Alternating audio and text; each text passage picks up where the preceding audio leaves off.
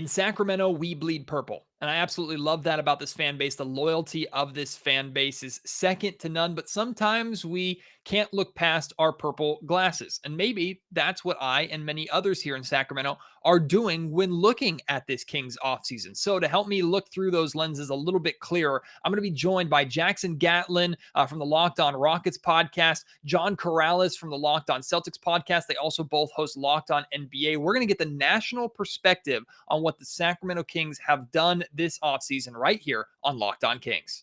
You are Locked On Kings, your daily Sacramento Kings podcast, part of the Locked On Podcast Network, your team every day.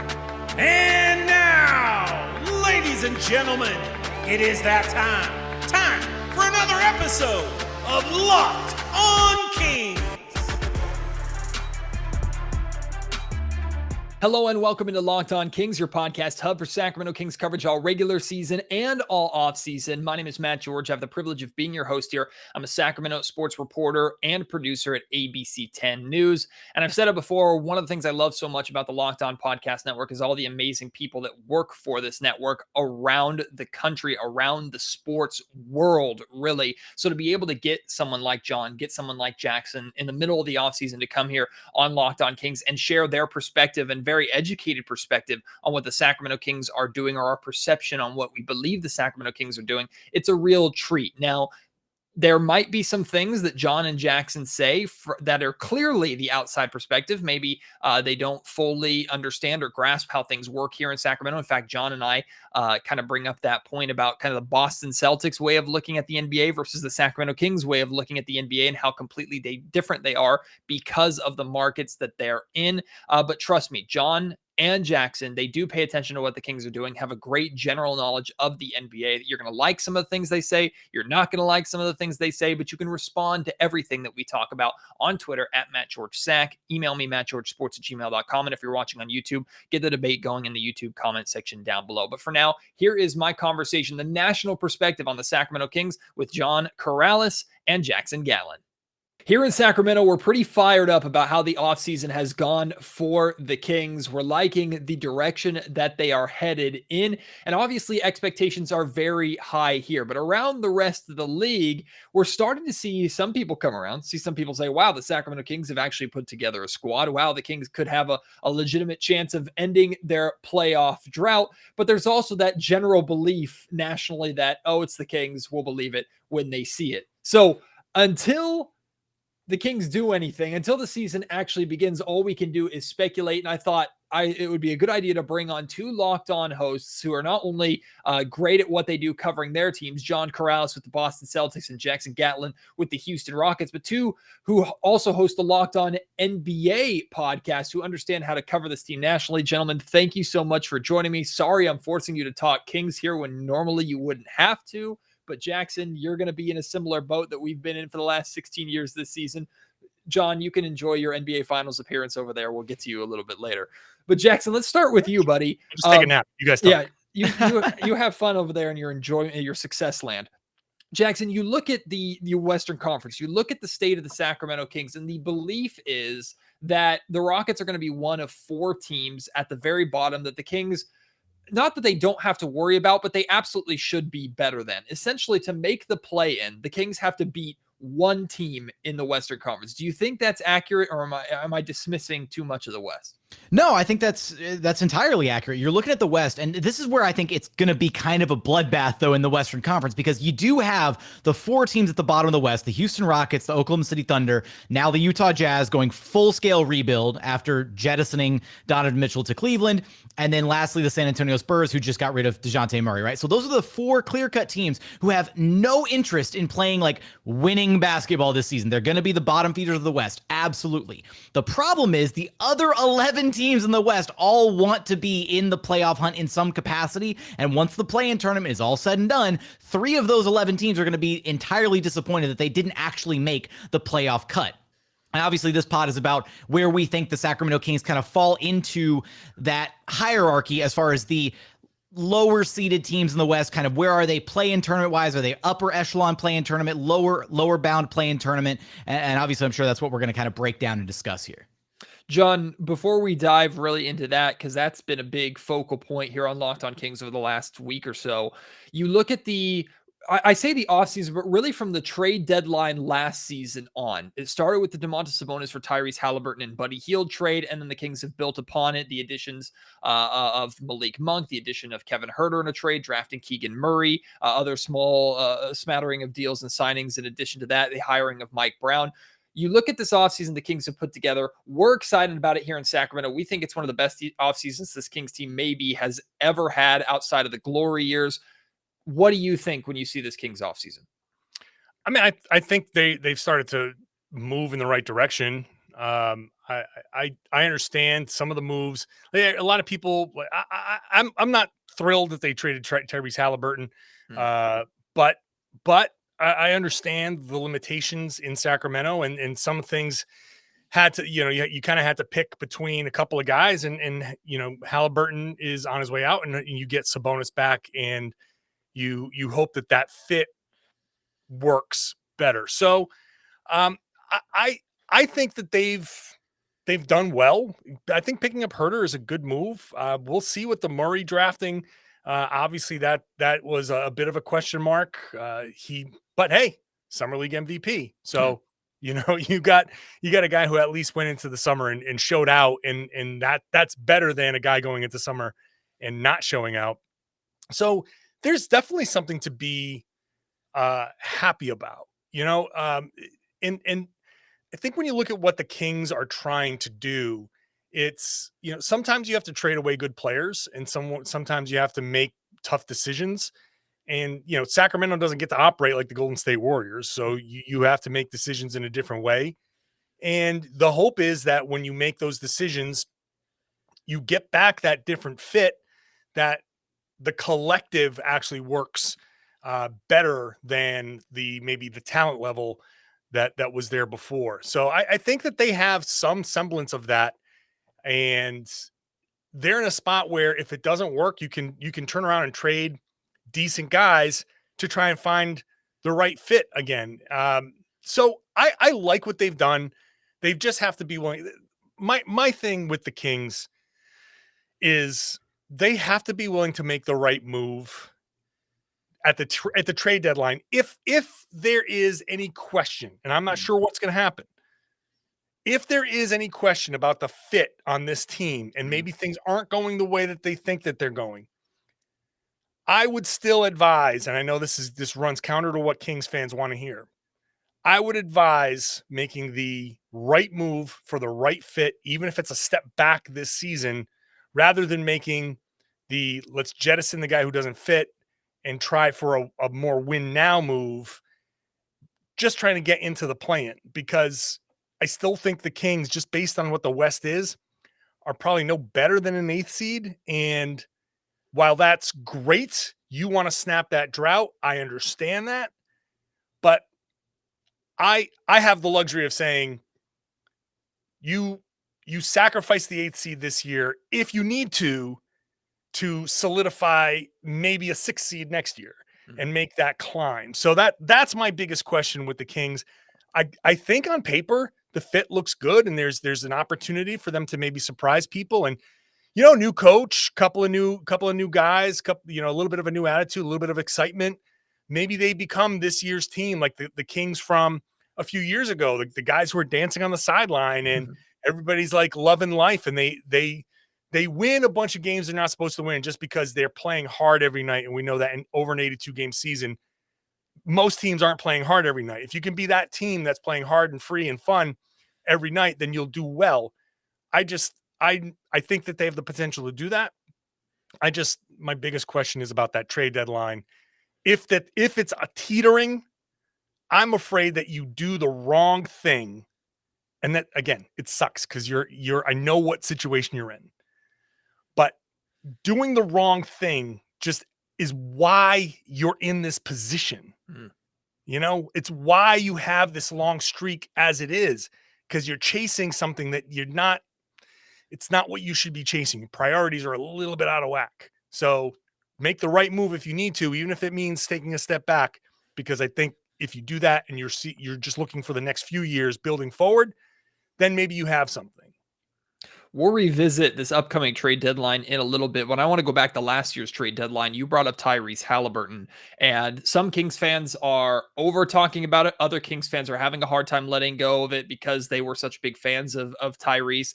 But I see this a lot with the national perspective. And John, I would love to get your kind of a deeper reason as to why you weren't a big fan of that. And Jackson, I would love your input on the Tyrese Halliburton trade too, because I understand trading away a rookie contract for someone like Domantas Sabonis, who's coming back and basically could be a 2 and some change year rental, and that would be a disaster for the Sacramento Kings, right?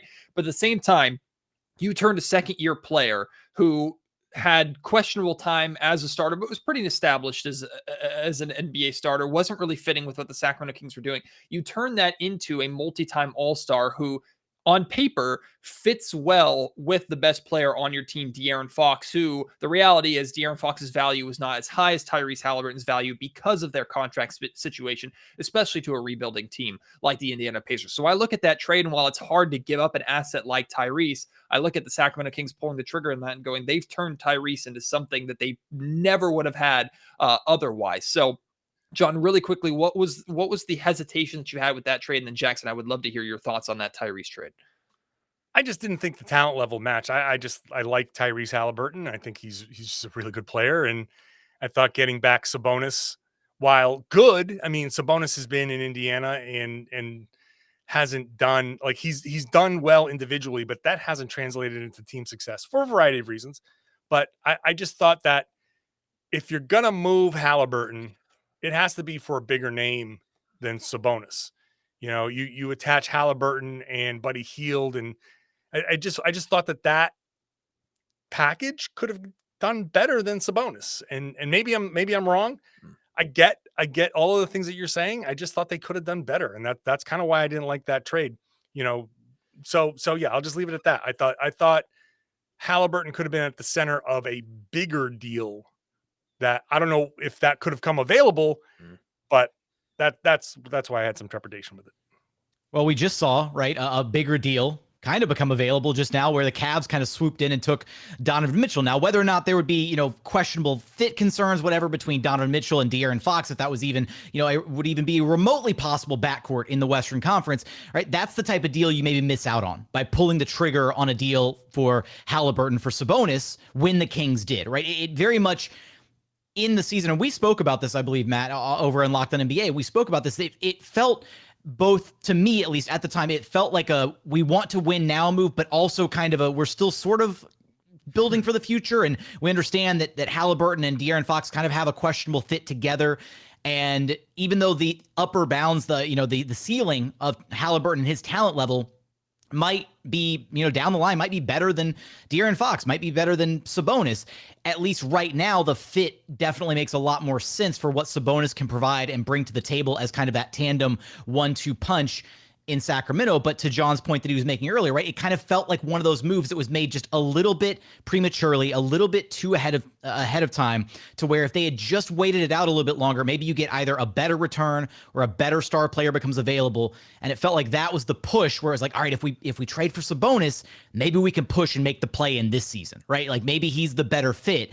And then it ultimately wound up not happening. So there's that level of disappointment, right? So just like John's point, right? It's if this season goes awry a little bit, if the record isn't quite where Kings fans would want it to be or where the organization would want it to be as they approach the trade deadline, it needs to be don't make another short-sighted move to try and chase that 10th seed or that 9th seed. It's maybe even at the trade deadline, and this is hard to stomach, right? But if at the trade deadline the record's not what it should be, maybe you pivot a little bit, right? Go the Sam Presti route, start resting some guys, benching some guys. You hard pivot into bottoming out the rest of this upcoming season. You snag one more top tier talent in the 2023 draft.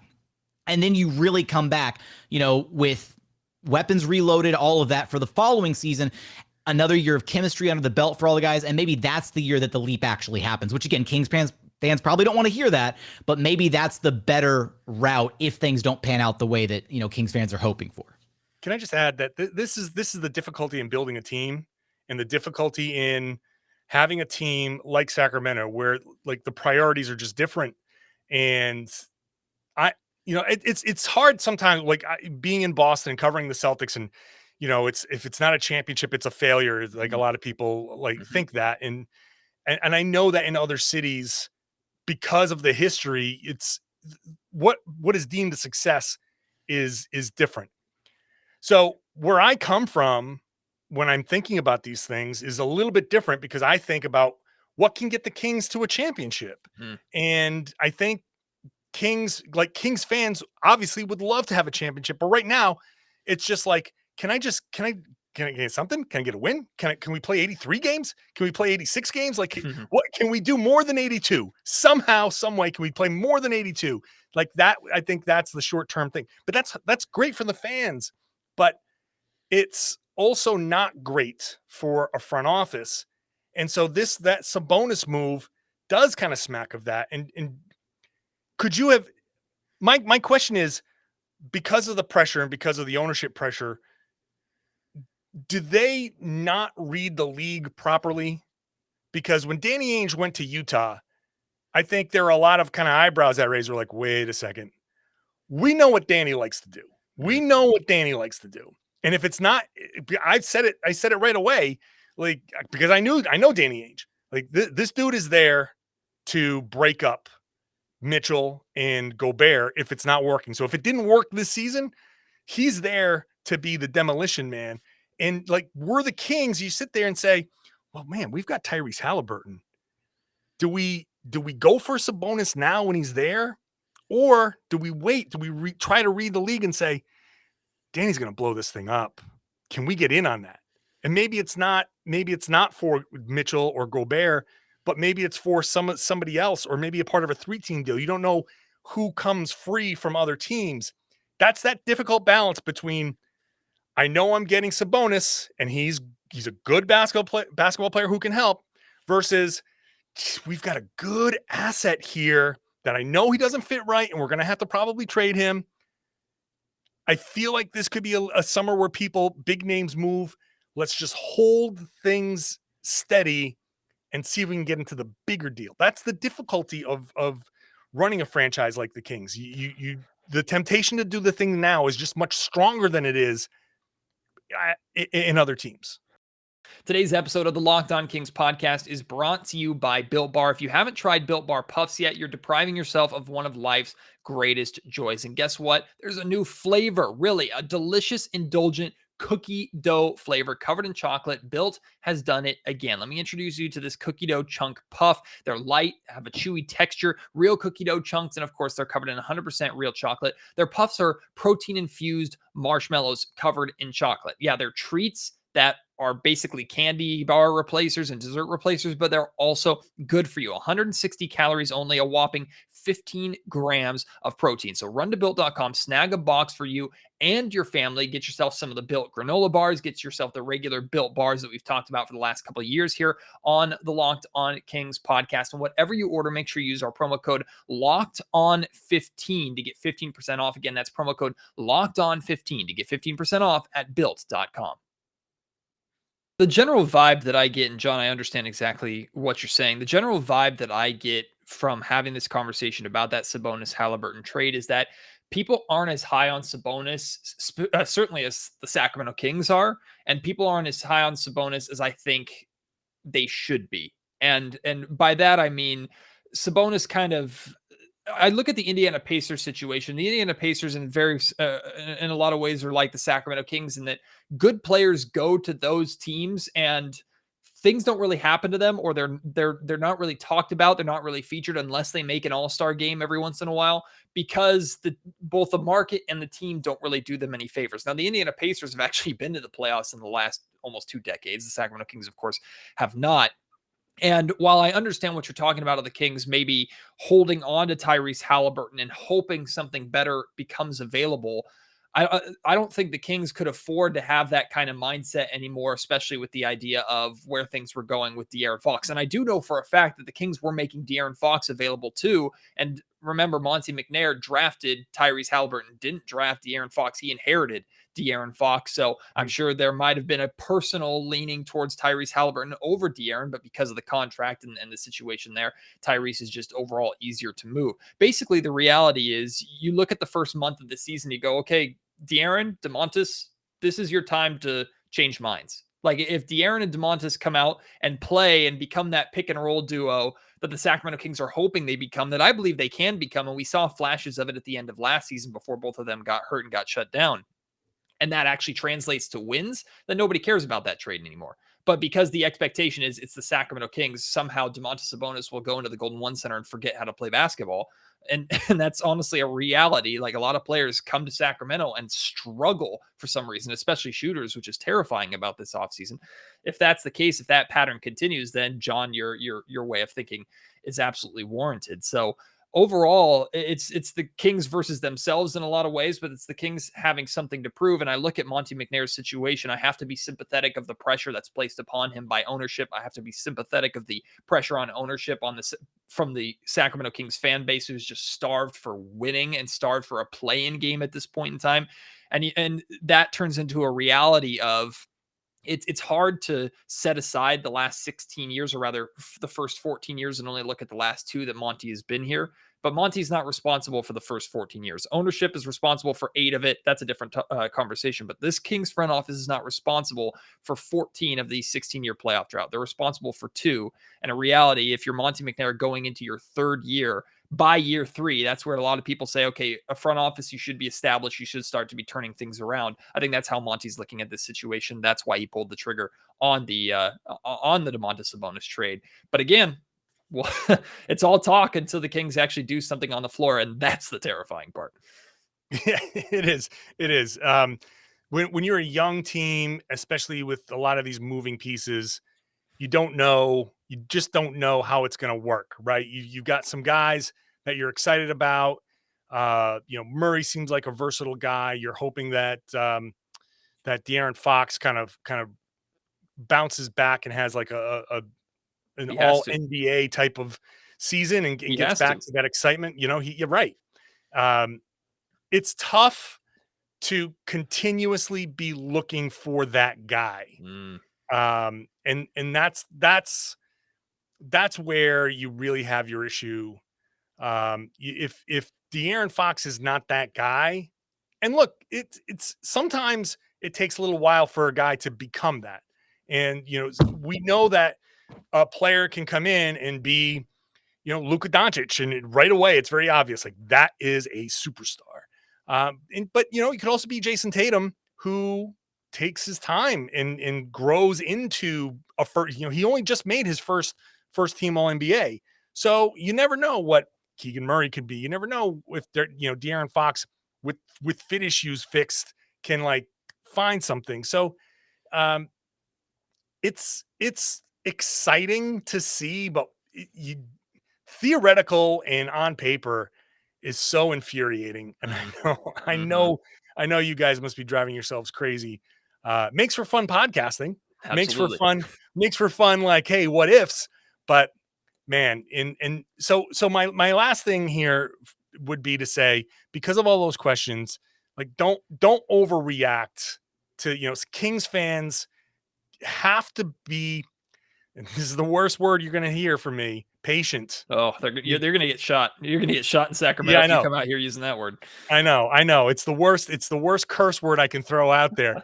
But there's like the patience that you're losing because, or have lost because of the history. But there's also separately patience with this team to see if things can work. And you just need to let some of these new guys, you got to give them a month or 2 or 3 just to start to see the signs of, can Herter be, the shooter that gives this guy the space? Can Murray come in and have like a more surprising, can he challenge for first team all rookie? Can he be on first team all rookie? What do you do with Harrison Barnes? What can Alex lend? Like all of these things, like it's just different elements that just need time to come together. You don't just put the glue and put the wood together and be like, all right, it's ready. You got to let it dry. You got to let it dry and see if it can hold. I love that point, just to piggyback off of John there for a second, right? Because there's so many different variables that are at play for the Kings this season, right? And you even look on paper, right? We're talking about the theoreticals, the hypotheticals, all that. Sabonis only played 15 games last season. Like that's such a small sample size to try and extrapolate any meaningful data from. I think you owe it, if you're a Kings fan, if you're a basketball fan, you owe it to the Kings to like just give Fox and Sabonis like at least at a bare minimum half a season to try and see what they look like legitimately together with a healthy roster with the right pieces around them. But even then, that's, whether or not that's, main story number one, can Sabonis and Fox become that duo, right? Past that, brand new coach in Mike Brown, right? What does he bring to the table? What does he look like? As kind of steering this ship. What does Keegan Murray look like with his rookie year? What steps forward do other players take on the roster? Who becomes the starter alongside more or less the de facto kind of like four other starters, right? Who's going to be in that starting like 2-guard spot? Is it Davion Mitchell? Is it Kevin Huerter? Like there's so many question marks going in, and it takes time, like John said, to iron those things out. And there may be some bumps in the road, but the roster, the organization, the front office, they, fans kind of, I think, maybe owe it to them, because I do see signs of the Kings making the right moves in the right direction, it feels like, in the Monte McNair era, to try and put this franchise back on track. And so to echo the same curse word, right? Patience, right? Patience, and then don't panic, right? If things aren't perfect by the trade deadline, right? That's the big one, is don't panic. Don't beg for Sabonis or Fox to be dealt because things aren't pristine come the trade deadline.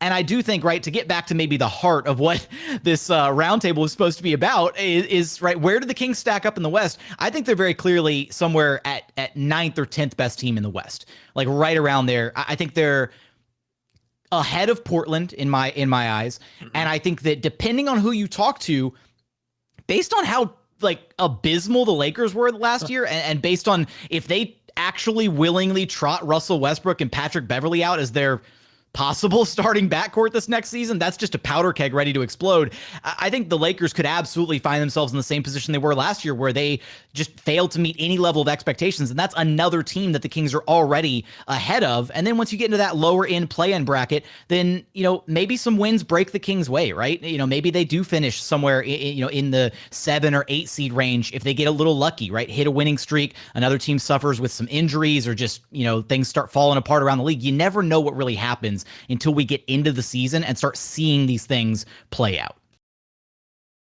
The last thing I have for you guys, Jackson, John, whoever wants to take this, although I'm sure both of you are going to want to weigh in, putting your GM hats on a little bit. This has been a topic of conversation major in Sacramento. Asset management, right?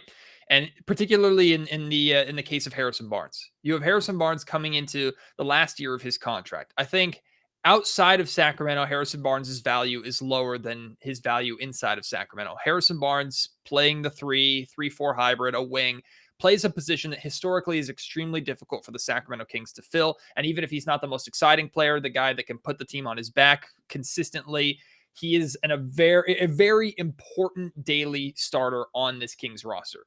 The Kings are running the risk of losing him for nothing at the end of the season, which is terrifying to all Kings fans. But at the same time, too, going to maybe your point about this upcoming trade deadline, John, it's hard to imagine the Kings making a move, trading Harrison Barnes, especially right now, for a player that plays his position, who's younger, on a better contract, or at least longer contract, who is just as good, if not better. Like, the Kings aren't interested in willingly trading Harrison Barnes away to get worse with the expectations that are on them to try and win right now. So where do you fall on the line of asset management versus keeping the guy on your team that is at least somewhat reliable, who can actually affect winning, who can help you accomplish this goal?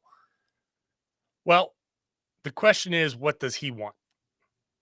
That's, I think, where we fall here. I think you have to, I would offer him an extension if I were the Kings and say, here's what we're going to do. We're going to offer you another 2 years, player option, second year, maybe. And we want to keep you around because it's a young team that needs, you need somebody to be like, you know what? I like Sacramento. I like it here. I like what we're doing here, because when the young kids or whatever on the team, if anybody starts getting on a line, you kind of want that person in the locker room to be like, you know what? It's not so bad. This is a good spot and whatever. And just to keep it balanced. So but at the same time, I do understand that he's, 30 years old and he's a good shooter, and there are going to be teams out there that are going to be willing to give up stuff to get him. And so it's, if you think he's going to leave, if you have a good, honest conversation with him before the season, you say, hey, look, man, what do you want? You've been here, you've kind of been the good soldier. We've talked about things before, but what do you want to do at the end of the season? If things go the way we think, best case scenario, this is an 8th seed, and maybe they can be better. Like, what do you think? And do you want to stay? We want you to be part of this, but we also want to respect where you are in your career, which is what, a 10-year pro who's probably only got like a few years left. That's just the numbers, right? You do right by him. You have that conversation. If he says, look, I think I'm gonna probably go at the end of the year, respectfully, I gotta chase my ring. Then you say, okay, if Boston comes calling, if the Warriors or whoever, like, just pick a contender, Milwaukee, pick a team that might say, hey, we could we'd love to have this guy on for the stretch run. Then you got to do it. Then you have to do it, because if you hold on to him, you do lose him for nothing. And the Kings, despite their desire to make plans and whatever, you cannot let opportunities to accumulate assets in this position. You cannot miss those opportunities, even if they're second rounders, even whatever it is. You cannot miss those opportunities. But if he wants to stay, I certainly see the value of giving him an extension and saying, stick around. We'd love to have you be the rudder on this team. Yeah, this is going to be I think a big test for Monty McNair, specifically on how he handles the Barnes situation, because he needs to be able to read the situation, right? Is Harrison happy in his role there? Is he bought into the idea of kind of being the veteran voice in that Kings locker room and kind of, I don't know, for lack of better terminology, right, babysitting some of the kids on the roster, corralling them, if you will, being the voice of reason at times, what have you. And to John's point, right, maybe it's just a very player-friendly deal. Hey, we want to extend you. We want to kind of see what we have going here. If you're bought into what we're trying to build and trying to accomplish here, great. We would love to have you around. The flip side of that is Barnes is on almost the perfect contract to be like a salary ballast if a disgruntled star becomes available mid-season, right? He's expiring, $18 million. You package him with one or two other players mid-season. You take a cannonball full of Kings future picks, and maybe that next upset star becomes available mid-season, and then that would be the move where it's like, all right, this isn't like we're grasping at straws trying to fight for the play-in. This is the season's going well, everything's working out, and such and such star is now available, or like borderline star player is available, and flipping Harrison Barnes and a couple future firsts, what have you, whatever the level of the package is, into that player definitively makes us what we feel like is a playoff contending team, and takes us to another level, at least where where they're currently at. Then you have the chance to go for it. But it's all about reading that situation. And I do agree with John. You can't let Harrison Barnes walk for absolutely nothing, not in this situation. A fun thought exercise I like to do with players that you have a chance to lose, right, is just, if you're going to flip a player or try to move a player, especially if it's for another asset, because if it's for, if it's Barnes for, I don't know, to a contender, right? They're probably going to be willing to cough up a 2023 first, which what's that going to be, right? Is that a late first rounder, 25 through 30 somewhere? Could you then conceivably flip that asset into another player of Harrison Barnes' caliber? And I love that thought exercise, because then you kind of think, well, no, yes, it makes it a lot harder, or it makes it, I think, harder to then agree on a trade, because in a vacuum, you're like, yeah, first round picks, give them all, give us all the first round picks. That's great. If Barnes is going to walk, we'll take a first. But what better can you do, if you were just to hold on to Barnes, right? Extend him, give him that team-friendly option, rather than a late first that turns into another maybe draft and stash player, a guy who's going to take a couple years to develop anyways. If you can get a future first and have some flexibility with it, an asset that's, very liquid for the next year or two, then that's a different discussion. But if the best you can do is a late 2023 first for Harrison Barnes, then I feel like the alternative is much better of holding on to him, trying to see if he can get buy into what's going on, or again, maybe you swing for the fences with a trade somewhere around the deadline. Well, gentlemen, my goal for you two for this season is to hopefully hopefully the Kings are decent enough or entertaining enough to at least be on your league pass radar. That's the goal for this year. Because if they're doing that, then they're probably doing something a little bit right, or they're a colossal dumpster fire that everybody wants to point and laugh at, which is what they've been. So we'll have to see. But John Karalis from the Locked On Celtics podcast, Jackson Gatlin from the Locked On Rockets podcast, also over on the Locked On NBA podcast, covering things nationally. Really appreciate you guys taking the time to talk Kings here. Thankfully, the driest part of the offseason is almost done, so we can actually focus on basketball again and not be forced to talk about some of the worst teams in NBA history. So I appreciate that, guys. Thank you so much. Thanks, man. Always appreciate talking to you.